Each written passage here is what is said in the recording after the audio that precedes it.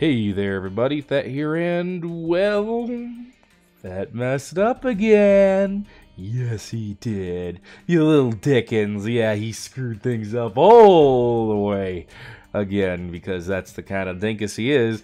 You are seeing right now the end of episode 34 in a still screenshot with Young going crazy outside in the kill box and a bunch of dead mechanoids and things like that. In fact, if you're watching this in the playlist, you probably just came from that episode. But I accidentally re-rendered it as episode 35, which means I have nothing to upload today. Whoops. Unless I want to upload the next one, but I thought I would upload this first to kind of bridge the gap between the two episodes, to let you know what has happened. So this is the end, of course, of episode 34, and as you can see, Young, again, is milling around the kill box. We have the centipedes, which are now dead. Very, very low on meat, of course. That is a problem that needs to be contended with in its own way.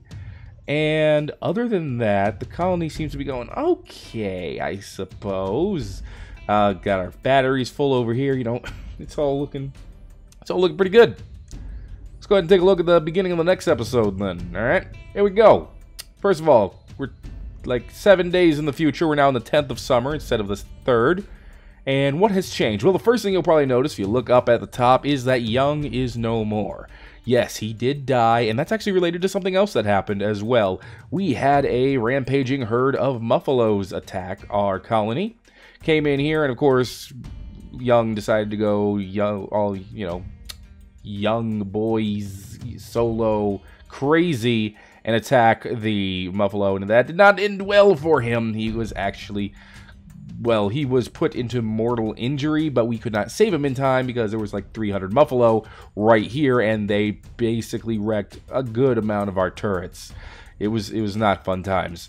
That said, we did eventually get rid of the muffalo, and we got a lot of meat out of it, so our meat problems were solved by that muffalo stampede. So thank you, Young bless, but you are dead now, and to be quite frank, with your traits and everything, you were one of the worst colonists I've ever seen in this entire game. So that you had that going for you, at least.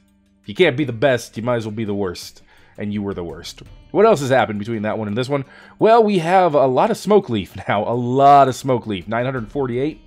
We were growing that, and we thought that was going to be a good idea. And it turns out it will be, but that is going to be for going forward in the Rimworld universe. We will see how that works out. I'm also reworking the kill box. You probably noticed a bunch of blueprints in here for walls. Yes, I'm going to be building walls alternating on the kill box, and the turrets are going to be inside those little wall areas. Why am I doing this? Two reasons.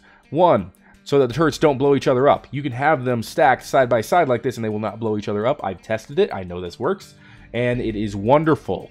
So I am doing that. And the second reason is, of course, to be able to pack more turrets into the same amount of square footage, which means more gunfire. It does come with its own drawbacks, which you will once again see near the beginning of the next episode of Thet Plays Rimworld, but that'll be then. For now, you can just see what we have going on here. You'll also see that I've gone from 4 batteries over here to 2. We did have a zit over here at this area that was actually not being powered, as someone kind of pointed out in a previous episode. Could happen. That did happen. Took out all 4 of the batteries, actually, over here. The fire did. And we just replaced it with 2 of them. So it'll be a smaller explosion. Comes with its own drawbacks again, but you'll see what those are as we keep going. Anything else change between this one and that one? Yes, we have chickens down here. We actually had a bunch of chickens just self-tame themselves. Come from the outside of the map here. Join us down in this little area right here. And I'm just going to leave them out here and eat the grass. We'll see how that works. Obviously, it's not going to work for the winter. I'll have to bring them inside. But hey, if we can do it, we can have free-range chickens. Apparently, that gives you better eggs, and also you don't have to feed them. So that actually helps out in our food supply.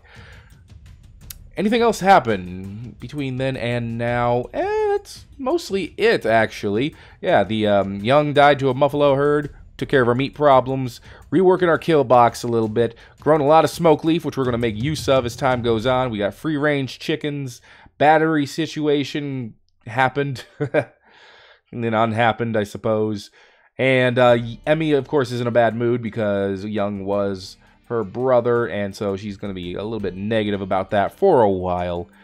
but she'll get over it. I mean, she'll eventually get over it, okay? That's going to be it.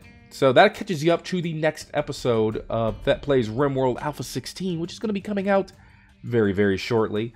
So I want to thank you, everybody, for watching this little stopgap between the two episodes. If you have been enjoying the Rimworld series, hey, this is a good chance to let me know in the comment section below. I read all the comments. Don't always respond, I know, but I try to respond in the videos if they are relevant to the videos, of course. And if it's a direct question, I'll try to respond to it as well. But yeah, let me know what you've been enjoying in this series of Thet Plays Rimworld Alpha 16, and the previous ones if you watched them as well. If there's anything I can do better, make it more entertaining or anything like that, hey, feel free to let me know. I'm making this series. I want it to be as fun for you guys to watch as it is for me to make, because this game really is amazing. It is what it's what I was kind of hoping Dwarf Fortress would eventually grow into. Obviously, Dwarf Fortress has its own layer of complexity, which Rimworld doesn't even begin to match. But honestly, this is more user-friendly, and just from that alone makes it far more joyous to play for me. So, yeah, I love it. I love Rimworld. What can I say? I will probably play this game for a very long time until a game comes along that does basically exactly what Rimworld does, but better. Until that time comes along, I don't see myself not playing Rimworld. Anyway, thank you once again, everybody, for watching this episode of Between Two Rimworlds, aka Thet Messed Up again, and I will see you in the next video.